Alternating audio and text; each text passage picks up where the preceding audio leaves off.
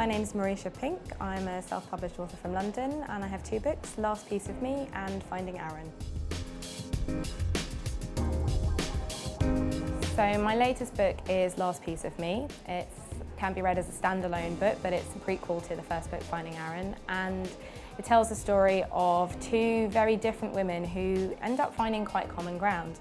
Catherine is a high-flying doctor from London who has everything she wants except a child, and Kalpana is quite poor from a rural village in India, and she has these children and a great family, but she's not really able to provide for them. And when their paths cross, they unexpectedly find friendship, and they discover that actually there is something that they can do to help each other, but it will come at a cost. And I think through the book we really explore themes of selfishness, selflessness, the strength of women, but equally their vulnerability at times.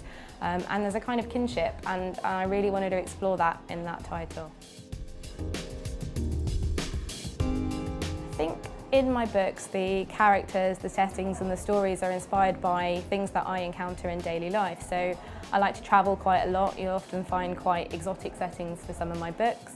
I think the characters themselves are inspired both in terms of personality and in terms of physical appearance by people they've actually met. And quite often the idea for a story comes from something that I've read or I've observed, so sometimes from an article, for example.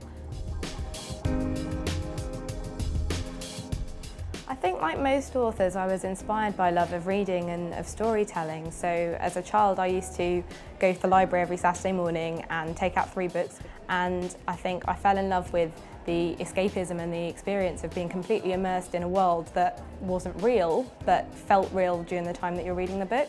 And so really as an author I wanted to be able to recreate that experience for people so that you sort of have those books where you read them and you can't wait to get to the end and find out what happens next, but when you get to the end you're kind of sad that it's all over. I think the advice that I would give to other people who aspire to be writers is just start. Don't wait for somebody to give you permission to do something that you feel passionate about, that you think that you might be able to do.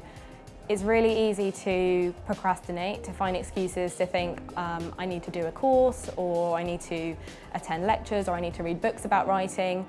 You don't need a qualification in this day and age. If you really have a passion for storytelling, and I think the most important thing is actually that you read a lot yourself, then you can be a storyteller.